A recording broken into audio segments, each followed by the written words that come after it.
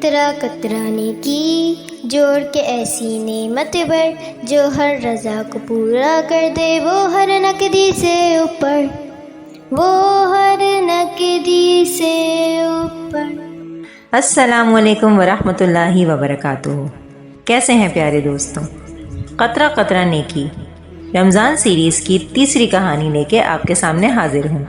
امید ہے آپ سب لوگوں کا پہلا عشرہ بہت اچھا گیا ہوگا۔ تو دوستوں، کہانی شروع کرنے سے پہلے جو میرے چینل پر نئے ہیں وہ میرے چینل کو سبسکرائب کیجئے، ویڈیوز کو لائک کیجئے اور کمنٹس میں ضرور بتائیے گا کہ آپ کو میری کہانی کیسی لگی۔ تو آئیے شروع کرتے ہیں۔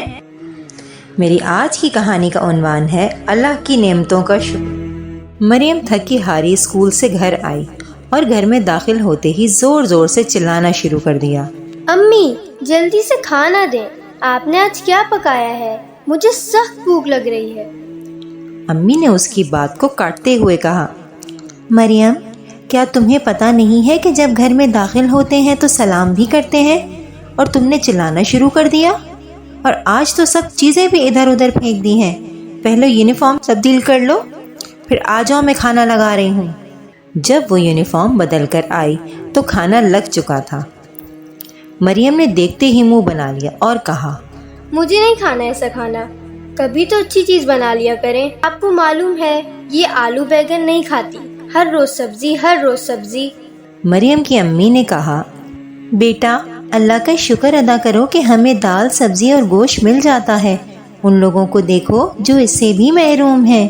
انہوں نے مریم کو سمجھانے کی بہت کوشش کی، مگر اس نے اپنی امی کی بات نہیں مانی اور کھانا کھائے بغیر اٹھ کر چلی گئی۔ مریم ایک نہایت ذہین لڑکی تھی، بس کھانے کے معاملے میں اپنی امی کو بہت تنگ کرتی تھی۔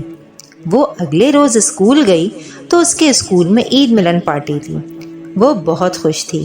راستے میں وہ اپنے دوستوں کے ساتھ آ رہی تھی کہ اس کا گزر کچرا کنڈی سے ہوا، تو اس نے وہاں کچھ بچوں کو کچھ چنتے ہوئے دیکھا۔ اس نے آگے بڑھ کر بچوں سے پوچھا، تم لوگ کیا کر رہے ہو؟ وہ بچوں کا جواب سن کر حیران رہ گئی۔ جب ایک بچے نے اس کو جواب دیا، ہم کچرے سے ڈبل روٹی چن کر کھا رہے ہیں۔ تمہارے گھر میں دال سبزی نہیں پکتی کیا؟ مریم نے اس سے سوال کیا۔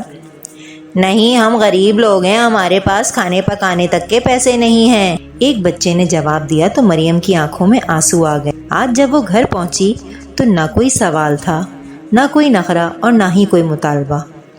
امی نے مریم کو کھانے کے لیے بھی آواز دی تو وہ باہر نہیں آئی۔ ادھر کمرے میں بیٹھی وہ اپنا اور ان بچوں کا موازنہ کر رہی تھی کہ اللہ تعالیٰ نے اسے کتنی نعمتیں دی ہیں اور وہ ان نعمتوں کا شکر ادا نہیں کرتی۔ وہ اپنی اتنی اچھی زندگی کا ہر لحاظ سے شکر ادا کر رہی تھی کہ اچانک امی نے مریم کے کمرے میں دیکھا تو وہ رو رہی تھی۔ امی نے جب مریم سے پوچھا تو اس نے سارا واقعہ بتایا اور کہا، آئندہ میں ہر چیز کھاؤں گی اور کبھی کھانے سے انکار نہیں کروں گی، اور نہ ہی اللہ کی نعمتوں کی ناشکری کروں گی۔